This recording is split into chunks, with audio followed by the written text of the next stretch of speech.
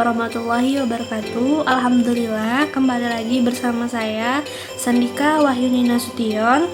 Nah, di video kali ini kita up lagi nih di materi bab 10. Kalau kemarin ada bab 9 dan ada video pertama satu soal satu bab. Nah, ini kita akan bahas materi bab 10. Nah, beberapa hari ke depan nih saya bakal up lagi untuk materi bab 11 sampai bab 14 yang terakhir. Jadi ditunggu aja video dari kitanya buat ditonton. Nah, sebelum kita lanjut ke bab 10, ada kalanya kita tuh harus berkenalan. Kalau tidak kenal maka tak sayang. Kenalkan, nama saya Sandika Wahyuni Nasution dari Universitas Malikus Saleh, Prodi Elektro dengan NIM 180 150 094. Nah, langsung saja mari kita bahas bab 10-nya.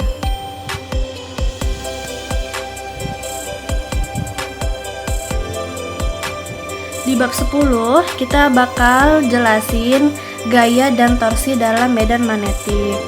Nah, ada 6 subbab yang bakal kita jelasin di sini, yaitu gaya magnetik pada partikel-partikel, lalu ada kombinasi medan listrik dan medan magnetik, ada gaya magnetik pada elemen arus, sebab yang keempat ada usaha dan daya, yang kelima ada torsi, dan yang terakhir sebab keenam ada momen magnetik kumparan sebidang.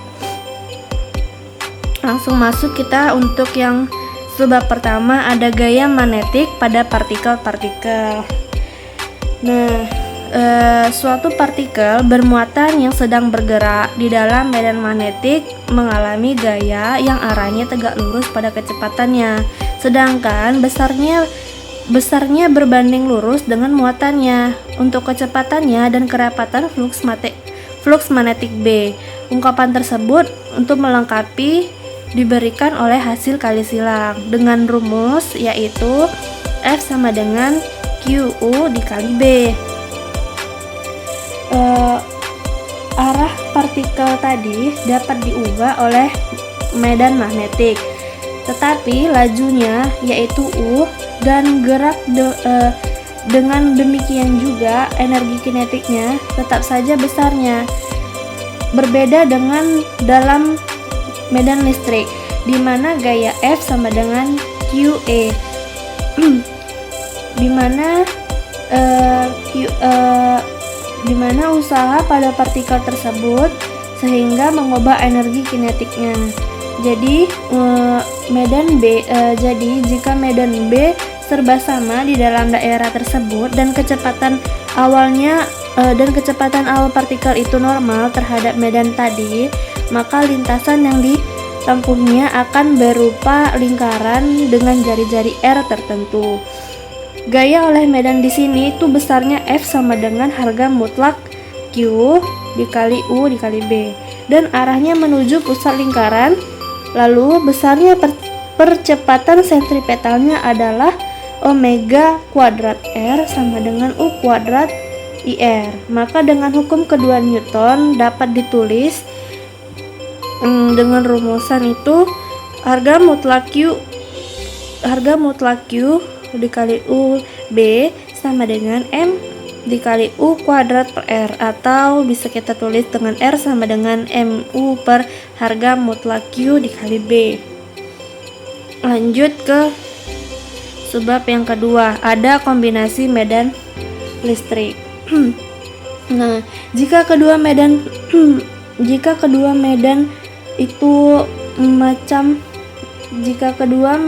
medan hadir secara bersamaan dalam suatu daerah, gaya pada partikel tadi diberikan oleh F sama dengan Q dikali E ditambah U dikali B. Gaya ini bersama kondisi awalnya yang menentukan lintasan partikel tersebut. Untuk lebih pahamnya, di subbab kedua saya menyisipkan contoh soal di mana contoh soalnya itu sebagai berikut. Di dalam suatu daerah terdapat rapat flux magnetik B sama dengan 5,0 dikali 10 pangkat minus 4 AZ Tesla, dan medan listrik E sama dengan 5,0 AZ volt per meter. Suatu proton QP sama dengan 1,672 dikali 10 pangkat minus 9 Coulomb. Lalu MP sama dengan 1,673 dikali 10 pangkat minus 27 kg memasuki medan itu di titik asal dengan kecepatan awal U0 kurang 2,5 kali 10 U0 itu U0 sama dengan 2,5 kali 10 pangkat 5 AX meter per second. Bahaslah gerakan proton tersebut dan berikan kedudukannya setelah mengalami 3 putaran lengkap. Nah, yang diminta itu gerakan proton setelah mengalami 3 putaran yang lengkap. Nah, langkah awal yang mau kita jawab untuk soal ini yaitu mula-mula kita cari gaya awal pada partikel, di mana gaya awal tersebut dirumuskan sebagai F0 sama dengan Q dikali E ditambah U0 dikali B, atau sama dengan QP dikali EAX dikurang U0 BAY. Nah, untuk komponen Z-nya sendiri atau komponen listrik itu konstan, yang menyebabkan percepatan konstan dalam arah Z. Jadi persamaan gerak dalam Z itu Z sama dengan setengah AT kuadrat atau setengah dikali QPE per MP dikali T kuadrat.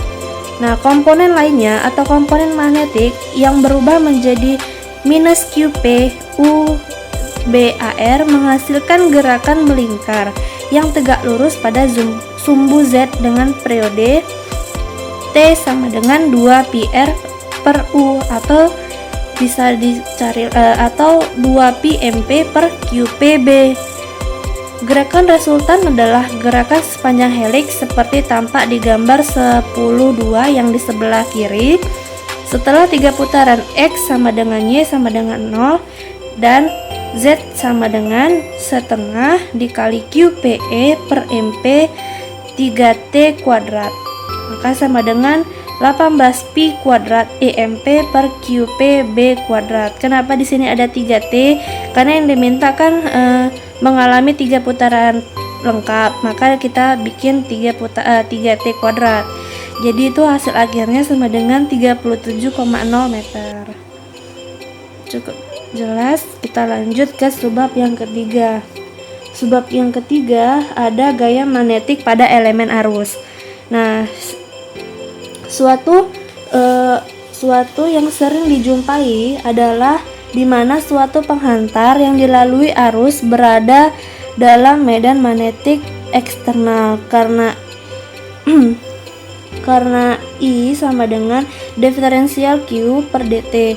Persamaan diferensial gaya tersebut dapat dituliskan dF sama dengan dQ dikali U dikali B, atau sama dengan IDT dikali U dikali B, atau sama dengan lagi I dikali DT DI I kali DI per I buka kurung DI kali B, di mana DI itu adalah UDT, yaitu elemen panjang dalam arah arus I. Kalau penghantar lurus dan medan tersebut konstan sepanjang arusnya, maka gaya diferensial tadi itu dapat diintegrasikan dengan hasil F sama dengan ILB sin theta. Gaya magnetik itu sebenarnya bekerja pada elektron-elektron yang membuat arus I tadi, namun karena elektron terikat pada penghantar, maka efektifnya itu berpindah ke sisi-sisi penghantar yang lebih berat. Gaya yang dipindahkan dapat melakukan usaha pada penghantar tersebut secara keseluruhan. Walaupun fakta ini merupakan pengantar yang memadai bagi perilaku penghantar berarus dalam mesin-mesin listrik, beberapa hal esensial telah dihilangkan atau tak ada lagi sesuatu yang disebut atau disebut pada bagian 10.4 nanti, magnetik sumber arus dan energi yang dibutuhkan untuk memelihara arus I yang konstan. Maka hukum imbas pada Faraday di bagian 12.3 itu di bab 12 telah tak digunakan, dan teori tentang mesin-mesin listrik hasil tersebut akan dimodifikasi oleh pertimbangan terakhir. Penghantar yang bergerak dalam medan magnetik akan dibahas lagi di bab 12, khususnya nanti akan kita lihat di soal 12, 13 dan 12 di soal 12, 13 dan 12, 16 di bab 12. Oke, lanjut kita ke subbab yang keempat, ada usaha dan daya. Gaya magnetik pada partikel itu bermuatan dan penghantar yang dilalui arus seperti yang telah dibahas berasal dari medan yang bersangkutan. Untuk melawan gaya-gaya ini agar tercapai keseimbangan harus dikerjakan gaya FA yang sama besar tapi arahnya berlawanan. Jika terjadi gerakan, kerja yang dilakukan oleh gaya terakhir adalah W sama dengan integral batas awal sampai batas akhir itu FA DI. Hasil positif pada integral ini berarti kerja telah dilakukan pada sistem dalam memindahkan partikel atau penghantar tadi dari kedudukan akhirnya melawan medan. Karena gaya magnetik dan sebab itu juga FA umumnya tak konservatif untuk menjaga integrasi tadi, maka haruslah kita pastikan bahwa seluruh lintasan yang menghubungkan kedudukan mula dan akhir ke penghantar itu. Oke, baik, kita lanjut ke subbab yang kelima, itu ada torsi. Torsi yaitu momen gaya atau torsi yang sering disebut torsi. Sekitar titik adalah hasil kali silang dari lengan tuas gaya dan gaya itu sendiri. Lengan gaya adalah vektor dari titik terhadap mana torsi itu yang dimaksudkan ke titik di mana gaya tadi diberikan. Dalam gambar 10.5 pada dapat dilihat di sebelah kanan bahwa gaya di P mempunyai torsi terhadap O, maka T sama dengan R dikali F, di mana satuan T adalah Nm atau ada disarankan bahwa satuan Nm per radian untuk membedakan dari satuan energi. Nah, dalam gambar di 10.5 tadi itu T terletak pada suatu sumbu dalam bidang X, Y yang melalui O. Apabila P tersambung dengan O oleh batang tegak yang bertumpu secara bebas di O, maka gaya F cenderung memutar ke P sekitar sumbu tadi. Torsi T dalam hal ini lebih umum dikatakan sebagai sekitar sumbu tersebut daripada sekitar titik O seperti tadinya. Baik, lanjut ke yang terakhir, subbab ke-6 ada momen magnetik kumparan sebidang.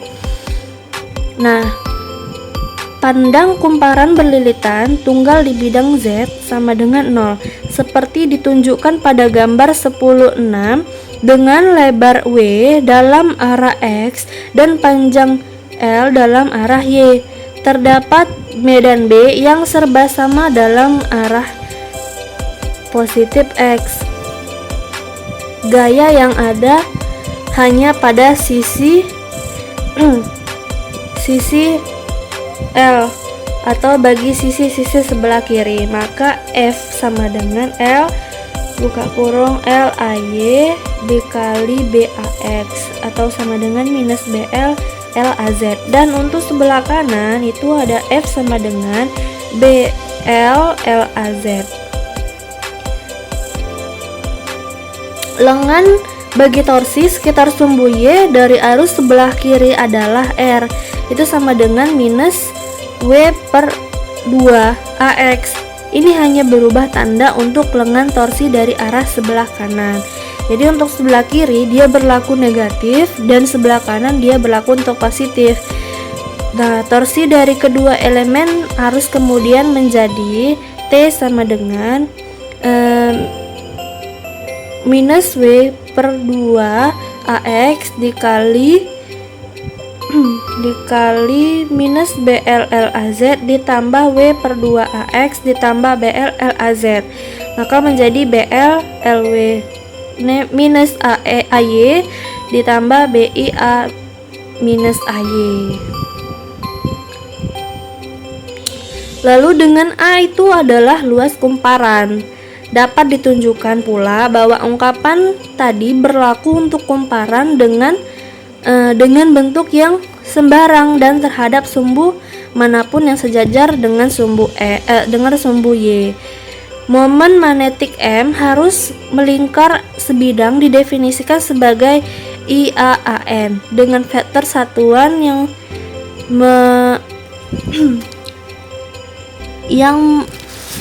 normal, ditentukan dengan penerapan aturan tangan kanan yang telah kita pelajari sebelumnya. Dapat dilihat bahwa torsi pada suatu kumparan sebidang dalam medan B adalah T sama dengan M kali B.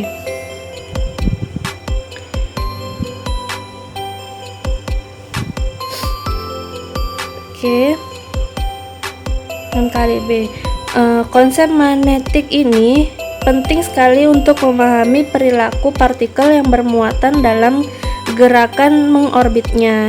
Misalnya ini ada di gambar, tampak di gambar 10.7, yaitu muatan positif Q yang bergerak dalam lintasan lingkaran pada kecepatan U. Nah, di sini sudah jelas bahwa ini adalah muatan positif Q itu yang bergerak, Q itu bergerak melingkar dengan kecepatan U. Ini dia kecepatannya, atau kecepatan sudut itu menjadi omega, adalah ekivalen dengan arus I sama dengan omega per 2pi Q, sehingga menjadi M sama dengan omega per 2pi QAAN. Baik, sekian dari persentase di bab 10. Lebih dan kurang saya mohon maaf apabila ada perkataan saya yang salah ataupun salah penyampaian, saya mohon maaf. Sampai jumpa di next video kita.